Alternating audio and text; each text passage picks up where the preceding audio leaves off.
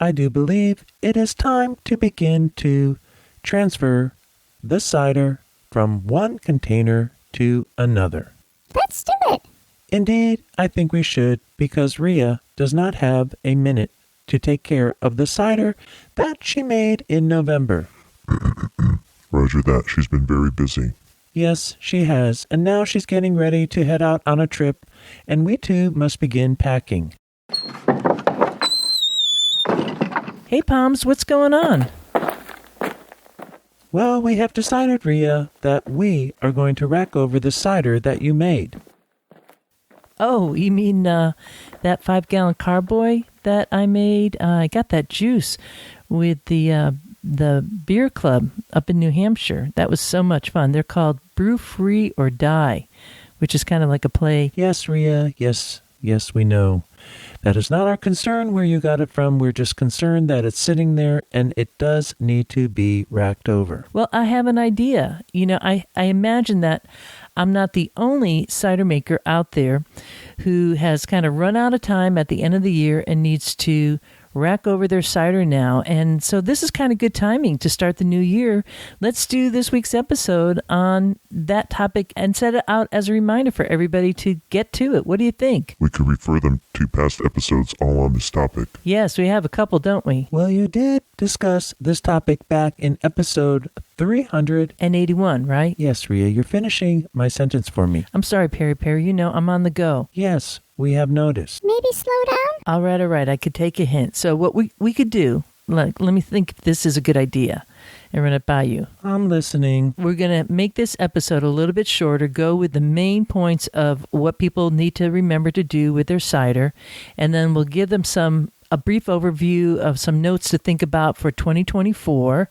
And we'll also talk a little bit about some of the stuff that's upcoming. We got a whole little bevy of really critical things coming up here. And then we could roll out and just kind of take this week to actually ease a little bit more into the new year. What do you think? Fantastic. Okay.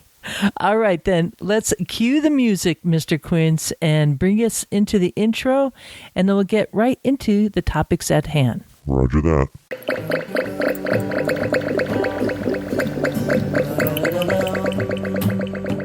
Hello, my name is Rhea Windcaller, and I am the producer and cider MC of this weekly podcast, where we speak with makers, cider enthusiasts, and folks within the cider trade from around the world. This here is episode 394 of Cider Chat, and bringing us into this here episode, you heard from my good friends, and I think yours too out there in Ciderville, especially if you're a regular listener. They are known as the Talking Poms. We have Mr. Quince. Hello. Happy New Year. And Perry Pear. Yes, hello. Yes, I am Perry Pear. And the Medlars. Hello. And I just have to say, from all of us here at Cider Chat Central to you out there in Ciderville, we wish you the best for this new year. This here episode is going live the first week of January 2024. And I'm not sure about you, Poms, but I'm feeling a little tired. You're already reminding me I need to slow down a bit. I get that. I mean, it was pretty busy during the holidays. We had each and every day a new single varietal cider being featured on all the social media channels that Cider Chat is part of. And those were the orchard samplers that Chris Rylands had sent to us back in the summer, I believe it was. And I was just so over the moon for these incredible ciders to taste each one, because you get to taste a single apple in a bottle, and then to look at the labels and see all the detail that he was providing, such as tannins, astringency, acidity, phenolics, and sweetness. It was a lot of fun, but it meant doing a lot of prep work, but that kind of goes with the territory, doesn't it? Indeed, Rhea, it does. However, you do need to take a little bit of time for yourself. I know, but there's so many cool people out in Ciderville that just inspire me. Me too. See? I mean, it's kind of contagious, isn't it? Yeah, it's a good kind of contagious. Yeah, I'll agree to that. So this is just all to say that if you haven't seen those reels, and they're kind of little video clips where I'm able to talk about the label and the cider. Do check it out, especially if you're interested in finding out what a single apple, what that particular variety tastes like when fermented. However, and I have a little footnote here, those ciders all came from a specific region of the world, which was the Pacific Northwest. And to be precise, it's Ferndale in Washington State. That's where Renaissance Orchards is located. And coming up in a bit, it's going to take a little while because I want to let this cider age a bit more. I'm going to be tasting another cider, a single varietal. It's an Ashmead's Kernel from a different terroir. So we're going to be kind of bi-coastal here. We had an Ashmead's Kernel from Washington State, and now we're going to be tasting an Ashmead's Kernel from Vermont, the state of Vermont. So it's from the West Coast to the East Coast. And see if we're getting that really high acidity again. And that lends me to think, this should be blended. I did like the Renaissance Orchard cider as a single varietal, but Chris was saying that he finds it, a little lacking and would prefer to have it blended. But maybe this one from Wild Branch will be perfect. So this is what we're doing, kind of playing with that. And I just want to put this out to you out there in Ciderville that if you do have some of these single varietals or any cider, we do accept samples here at Cider Chat. And we have different kind of features, such as what we've been doing, this series. People really loved it. A lot of great feedback. Folks are enjoying the deep dive into it. And we also have something called Bottles on My Desk. And you could see all those videos. They're often like little snapshots of tasting that at the Cider Chat YouTube channel. And while you're there, please do subscribe. It helps Cider Chat in so many ways. Gets Cider Chat out in the forefront, and then in turn, as Cider Chat grows, the cider education grows, because that's really what we're really hoping to provide here in so many different levels, is to get people engaged, keep it in the news, and keep on educating people on all the different levels, all the different appreciation that we could have for apples, apple blends, orchardists, cider makers. You get the story. That's what this is all about. And as the Talking Palms and I are here now at episode 394 and looking at rolling into season 9, every little bit of support that we could get is really welcome. All right, up next, we're going to be talking about a big event coming up as part of our sponsorship with the American Cider Association. When this here episode goes live on January 3rd, we'll be 12 days away from CiderCon 2024, which is taking place in Portland, Oregon on January 15th through the 19th. On the first part of this conference series are kickoff events, and those are cider tours. And all the tours are sold out except one tour. And I want to say, when I was at CiderCon back in 2016, that's when it was last in Portland, Oregon, there was a tour that went, it's basically like the same tour from what I could gather. It went out to the Columbia Gorge Cidery, and it did some breweries too. And that's the only tour that is still open. And all I heard from people coming back on that tour was how much fun they had. So I'm kind of surprised that it hasn't sold out yet, because maybe some of like the best kept secrets are the ones that are most obvious in front of you. So if you are able to get to Portland in time and sign up, you have a little bit of a chance now to get in on this tour. It's just a great way to like hit the ground running with meeting all the other folks who are attending the conference. You start meeting those nice bonds that you always get at a conference. On this tour, you visit 3 fermentation-focused businesses in the scenic Columbia River Gorge that make both cider and beer. And I want to say, if there's one thing that I do when at CiderCon, is I typically have like an English special bitter tucked away in my suitcase, because when you're drinking so much cider, you need a palate refresh. And the best thing I have found thus far, because water don't cut it. I mean, water's good. I drink a lot of water. I do, like, for every glass of cider, I have a glass of water. I try to have that as my motto. But I have a little bit of beer. Oh, man, it resets your palate. Anyways, I digress. So it's going to be going to the scenic Columbia River Gorge, and then it's going to be going to the following spots: Double Mountain Brewery and Cidery, and Gold Row Hard Cider, which is part of Mountain View Brewery, Working Hands Fermentation, and the 33 Books Studio. And that's where Dave is doing his tremendous job. In fact, he makes these really cool tasting workbooks. Go and see his site. He's using these like old printing presses, and that's just going to be a trip. And he's a cool dude, and one that we definitely want to be supporting.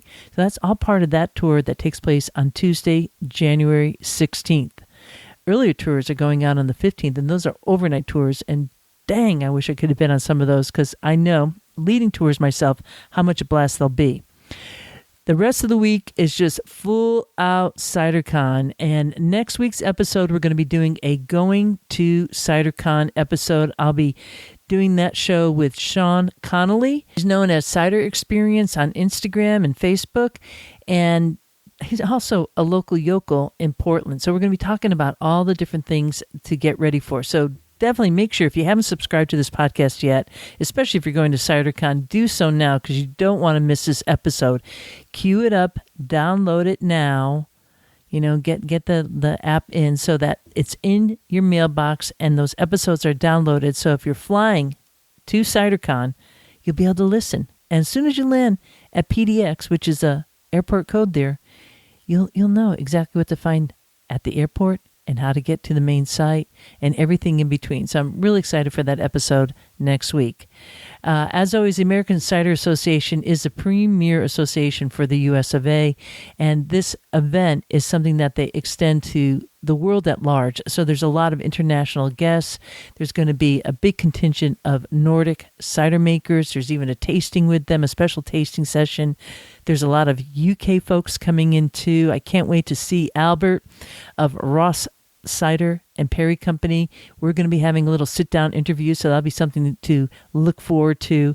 Just a ton of fun. There's a lot of folks I'm going to be sitting down with, and I can't wait. CiderCon is the event to not miss if you're in the cider trade. And if you're a cider enthusiast, you could also become a member of the American Cider Association.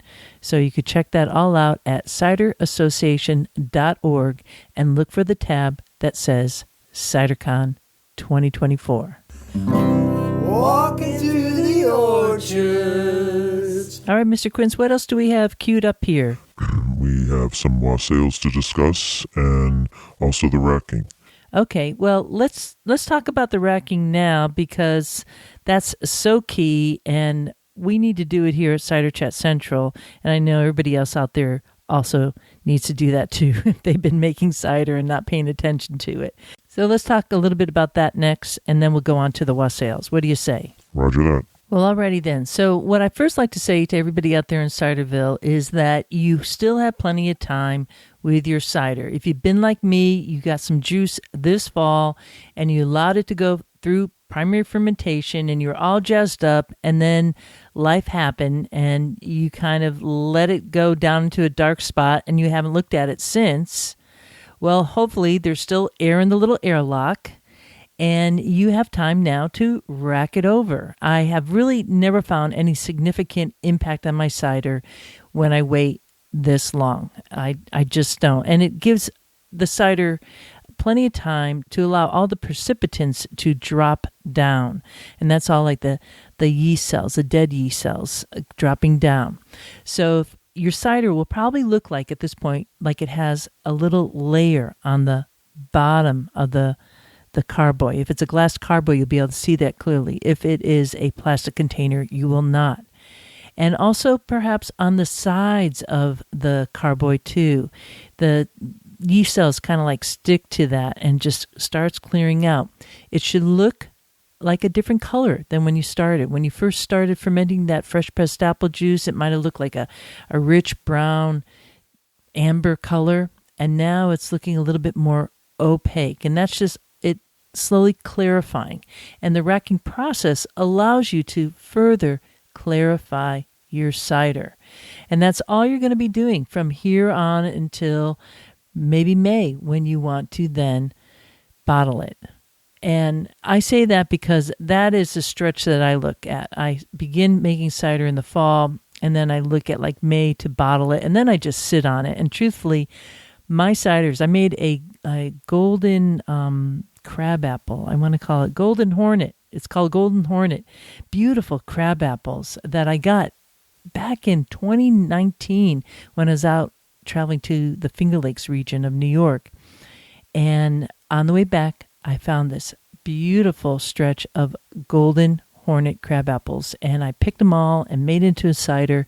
And to tell you the truth, not until this year, the end of 2023 and now 2024, and that's how many years? That's like 4 years, did it start to actually taste really good. So age is cider's friend. Do not be afraid to age your cider. I'm not worried about it, and so this should, don't worry about this. What I want to say. So, anywho, what you're going to do is I want to refer you to some episodes here, and there's a whole bunch, and these episodes have been super popular, and that really just makes me feel good because it shows me that by providing a lot of how to make your own cider episodes and have them so well received tells me and the rest of Ciderville that there's a whole bunch of folks out there who really want to learn this trade and don't really have a big baseline to go with. So it is helping you, and that is fantastic. So you could start with by going back to episode 381, which was DIY cider making for beginners. And again, I'm going to have these links in the show notes. So you just go to ciderchat.com, go to this here episode, 394, and you'll see past cider making episodes. But let me just review to you. So 381 was DIY cider making for beginners.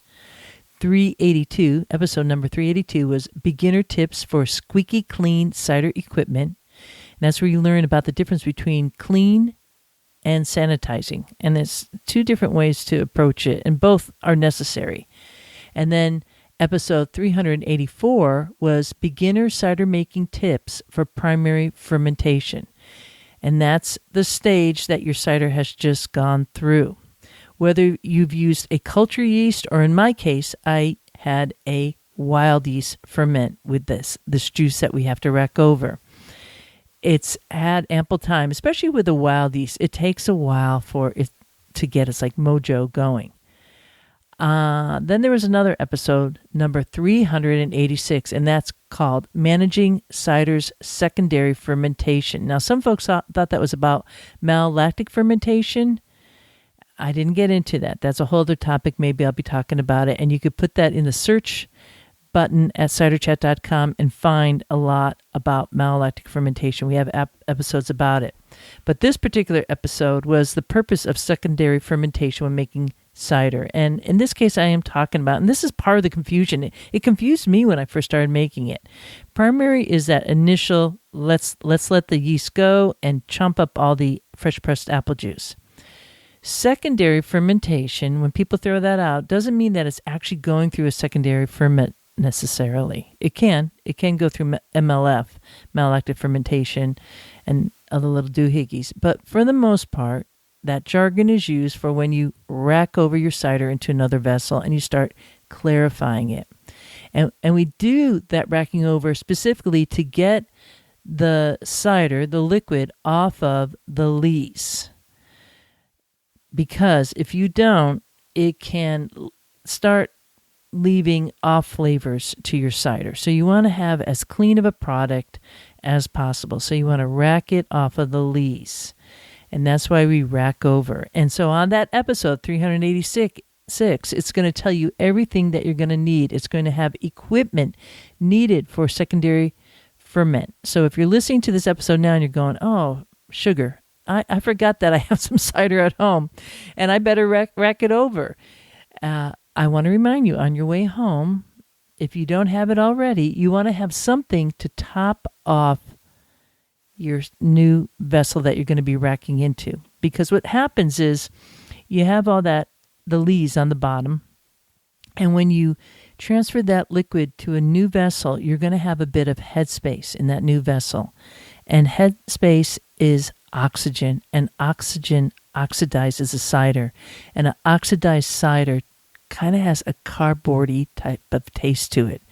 It just takes its beauty away, unfortunately. Oxygen is a necessary thing for all of us, but for cider, it's not in that same way at this stage. So you really want to reduce the amount of headspace in that new vessel. And you could do that by topping it off with apple juice.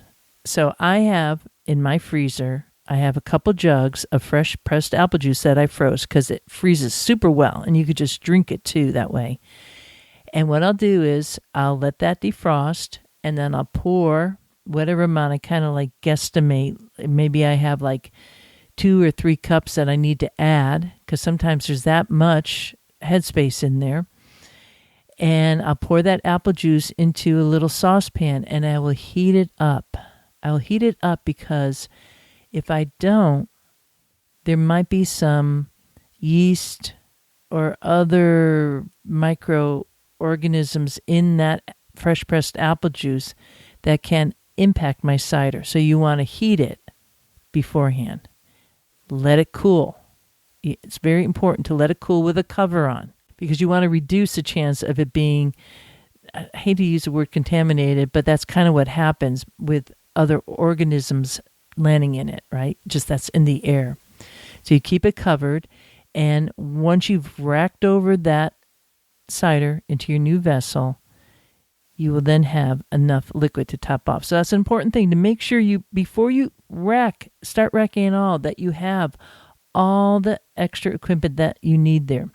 Another piece here that you want to make sure that you have is perhaps some Camden tablets. And this is a point that I do add sulfites. I use a minuscule amount. Maybe it's just kind of like from my own belief that I need it or something.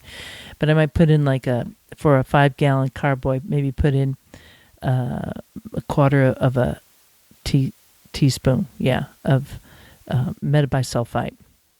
So there's a whole bunch of stuff. Extra apple juice.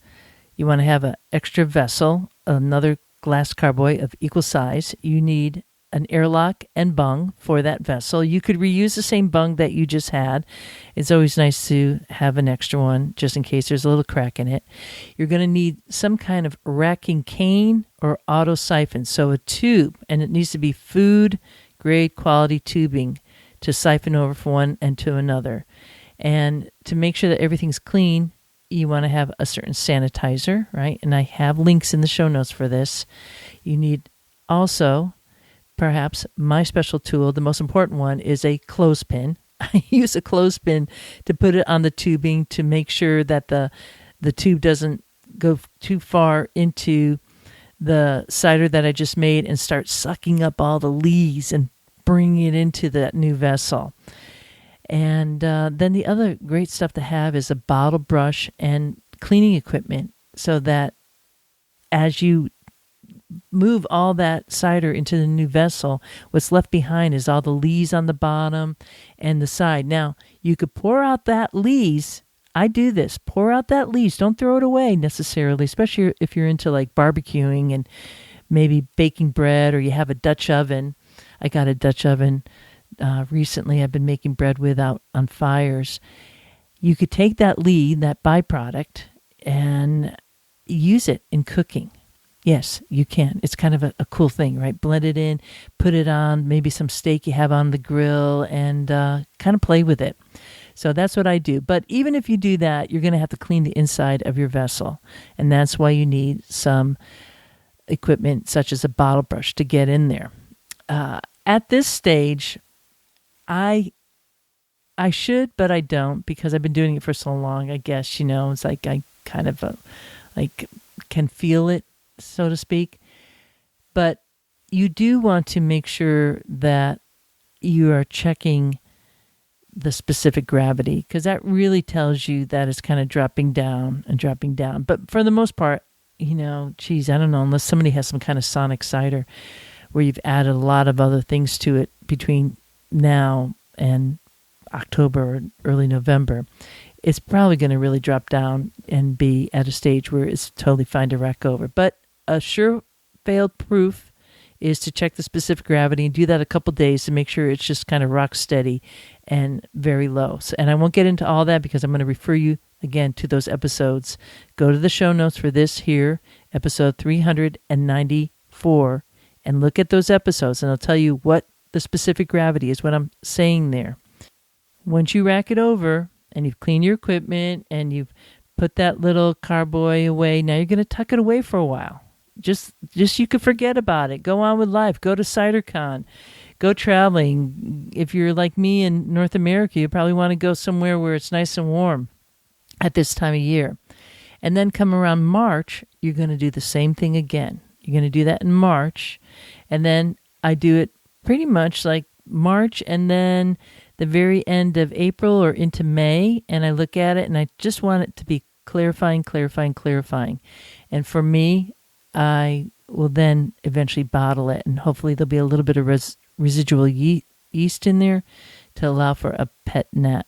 And that's where I get a natural carbonation in the bottle. But that's what we have to do right now. And I hope that wasn't too much. And if it is, don't sweat it. You're going to be okay. Cider making is fun. Just go to all these episodes that are just waiting for you at ciderchat.com. Episodes beginning at number 381 and going up from there. And they'll give you step by step all the way. And if you have any trouble, just, shout it out there into Cider Chat. Put it out a little question at the Facebook page and we'll try to help you along or at least refer you to the next best thing to do. And there's also lots of great Facebook pages all about cider making and some fine folks really leading those besides Cider Chat. All right. I hope that helps. And up next, we're going to go and just say a few words. I believe, Mr. Quinch, you didn't remind me that we also have the French Cider Tour coming up. Righto. Let's go to that next. Okay, let's do it.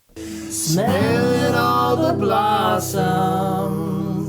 The French Cider Tour heads out to Normandy and Brittany in September of 2024. There is a waiting list right now, and those folks on the waiting list will be receiving notifications in their inbox starting next week. So this podcast rolls out the 3rd, and next week is January 7th. I'm super excited for this tour, and next week is going to be like, wah! Because I know a lot of folks wanted to get in on this tour, and I don't blame you. I won't go into all the details right now because we've kind of reached capacity for the tour, but I will be sharing little tidbits along the way for those of you who are having FOMO about going to France, and I can understand because these tours are pretty amazing, starting with the people who go on the tours. If you can imagine being in a bus, well, I want to say a coach because it's kind of a styled bus, right? It has tables and a bathroom, a pretty spacious bathroom, and a little refrigerator and big windows, and it's filled with fun-loving people who listen to this podcast. You know you're in for a treat. So that's where I want to start because the people on the tour always blow me out of the water. They're super engaging. What can I say about that? And then to be able to enjoy cider and to feast on the scenery, the people, the food is just exquisite. So once again, this is everybody's reminder out there who signed up for the wait list for the French Cider Tour.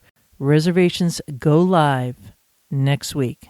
So watch that inbox because you only have about 24 hours before we'll be going on to the next group of people signed up. I don't want to freak you out too much. It's okay. If something comes up and there's some emergency, just let us know and we'll kind of hold that spot for you. All right. Oh, it's so exciting. Okay. That's the French Cider Tour. Up next, let's talk a little bit about some cool wassails happening because it is that time of year. There's a lot of wassails happening all over the place, but these wassails particularly piqued my interest, especially this one here. It's taking place on January 5th at the Botanist and Barrel. That's in Cedar Grove in North Carolina. And they have invited, once again, our dear friend Al Sachs, who is from Massachusetts but visits family down in North Carolina and is a really great green man. And that's the person who's kind of like also known as the butler during the wassail, and leads everyone into singing and teaches folks a little bit about the tradition. And he is such an organizer, has a great voice for it, and is just a fun, loving guy who super enjoys cider. In fact, Al has been on 2 French cider tours with me already. Who knows? Maybe we'll go to the 3rd one. I don't know. Anyways, at the Botanist and Barrel on January 5th, they're going to have a whole bunch of fun singing, blessing the trees. People are strongly encouraged to dress up and bring noisemakers to help ward off the bad spirits as you go about the orchard and just have a ton of fun. There's also going to be cider flights, wine, and adult hot mulled cider, all available for purchase. And they're going to actually have actual toast, which is used to bless the trees. So if you don't know about that tradition, you want to check it out. And thank you so much to the Botanist and Barrel. Part of this event is that there's going to be some food and there's a suggested donation. And all of that will be going to Cider Chat to help keep Cider Chat to be spreading the word about cider. So again, thank you to everybody at the Botanist and Barrel down in North Carolina. If you don't know about their cider, it's pretty darn exquisite. They do co-ferments, and so they have cider and wine and really cool variations of cider, and also really rock solid cider styles that we all love too. So check them out at botanistbarrel.com. There'll be links in the show notes to that wassail. A little further up the coast in Massachusetts at Berkshire Cider Project on January 28th from 4 to 7 p.m. is also a wassail. And if you have not yet had cider from the Berkshire Cider Project, you are missing out. They are doing some incredible cider. And part of their work is like foraging apples. And I had the pleasure of going to a cider dinner that was held at this historic site, which was known as a Shaker Village, and they actually have a round barn there. It is just a piece of mechanical genius, the way this barn was set up. But that's a side note. They kind of work with the Shaker Village because there's an old orchard there. And boy, if you don't know who Shakers are, I mean, go into your history books and check out those folks. Anyways, there's this place out there in Western Mass. That's where they get some of the apples. They also get apples from other places. And then Matt does some incredible cider making. Really nice people, what they're doing. So that's wassail, again, is going to be January 28th in North Adams, Massachusetts. It's going to be held at this cool little hotel scene called The Tourist. So super fun time there. And then the third wassail that I haven't seen a date for it yet, but I know that they do something out there. And this is out in Bristol. And that's the Woodcroft Community Orchard. And it's, right by downtown Bristol in the UK. So that's West Country. Bristol is a hot cider town. And there's nice people at this orchard. And I want to get out to that wassail. I'm not sure. Actually, I haven't seen any dates yet, but I'm sure it's going to be taking place. So follow them on Instagram. It's Woodcroft Community Orchard. I'll put a link in the show notes to that. Ria, Yes, Medlars? that wasn't slowing down. That was a long episode. Yeah, I guess you're right. But this is all about Cider Notes in this week's episode, and we can't not tell people about all these things. It's super important. I think what the Medlars are trying to say is that it's time to wrap it up. Okay, but there's one last piece that I need to mention, and that is all the support from the folks who sign up at the Cider Chat Patreon page. So I do want to talk about that. Is that okay? Totally. Let's do it. Good, because nobody's going to argue the point that without the patrons and the fact that this podcast is primarily listener supported. And our support too. Yeah, our support. We're bankrolling a lot of it, right? We wouldn't have Cider Chat. And after 8 years, I've been trying to kind of build up a certain level of sponsorship, if you would, from listeners. And I still haven't reached that, which always has my head scratching. But, here we are. We keep on rolling it out, hoping that the goodwill out there in Ciderville will keep on coming our way. And somehow it does. But we are still really far below that mark. So if you want to find out what that mark is, go to the Cider Chat Patreon page. I didn't think it was impossible, but after 8 years of hoping that we could kind of meet some level to have some sanity at Cider Chat Central, I don't know. Anyways, I won't dwell on that. Let's keep it positive and begin with thanking the commercial folks who support this podcast via the Cider Going Up campaign. And that would be Ross on Wye Cider and Perry Company, based in the West Country in Ross on Wye. They also have the Yew Tree Inn and just an amazing orchard and the kindest family ever. That's the Johnson family. Also, Duck Chicken, based in London in the UK. Happy to see that they had some of their cider being served over in Finland. Very cool for a cidery that's based in a London flat. So when you think that the impossible could happen, there it is. Also, Spacetime Mead and Cider Works, based in Dunmore, Pennsylvania. So that's right next to Scranton, Pennsylvania. I would kind of consider that eastern Pennsylvania. Insider Japan. What can I say? This podcast is going live after a 7.6 earthquake in Japan. And I immediately started thinking of our dear friend Lee Reeve, who will be making it to CiderCon 2024. And I reached out to Lee to see if he was okay. And of course, everybody is shook up. He didn't really know that it happened until, all the buzzards start going off, on the phone and stuff. But happy to say that he at least is okay. But we, this world, what can we say? Anyways, through earthquakes and tsunamis, Insider Japan keeps on rolling out Japan's first and only bilingual magazine covering the cider universe. And then we have Esoterra Cider Works, which is in Dolores, Colorado. That is in the Four Corners of the U.S., and they make exquisite ciders there. So check them out when you're passing through. They also have an online shop. Taddy Bogle Cider Works is in Acme, Pennsylvania. This is a family-owned cidery just 45 minutes south of Pittsburgh. And then Bent Ladder Cider and Wine, which we just recently had on an episode just like 2 weeks ago. They are based in Doylestown, Ohio, and in that episode we found out that not only do they have a huge amount, assortment of apples, they also have not only Malus domestica, but also Malus subversii, and a lot of it. So this is a cidery definitely to keep your eye on. We also have Press Then Press, which is a family-driven online hub from Seattle, Washington. And I know the folks from Press Then Press will be at CiderCon too. Can't wait to give them a hug. And of course, the American Cider Association. Do listen to next week's episode all about going to CiderCon 2024. Thank you to those folks in the commercial industry and to the folks who are patrons just showing up when I can't always show up at Patreon because, like the Talking Palms say, I'm wearing many hats and running like, a bus in the early school morning to pick up all the kids. That's who I am. So running about, but always love running to you, Ciderville, and offering this podcast each and every week. If you find this podcast worth your time to listen to, please do consider becoming a patron today by going to ciderchat.com and look for the little line that says support.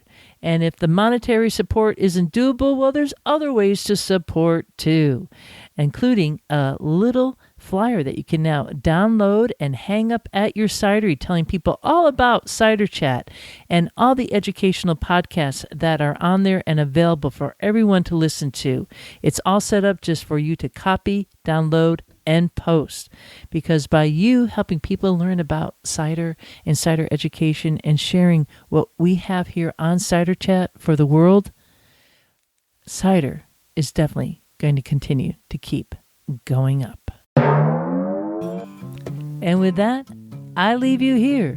This is Real Wind Caller and the Talking Palms. Hello. Looking forward to seeing you in Ciderville. Bitter sharp, strange apples, juicy ripe.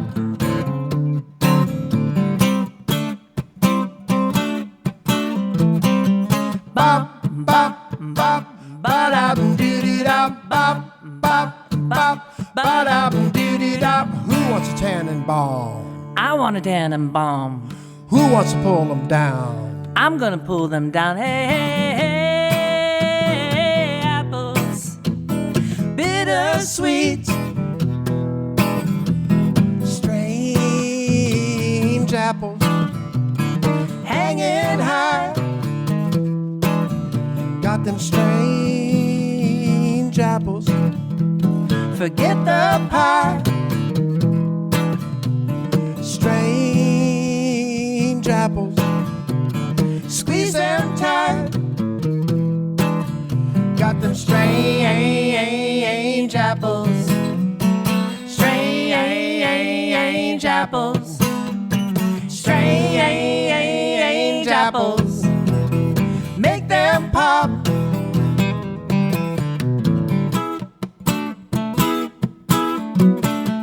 Pop, pop, pop, ba-da-doo-dee-da. Pop, pop, pop, ba-da-doo-dee-da. Who wants a tannenbaum? I want a tannenbaum. Who wants to pull them down? I'm gonna pull them down. Hey, hey, hey, hey, hey, apples. Come and see. Plenty strange apples for you and me. Strange apples. Strange apples. Strange apples.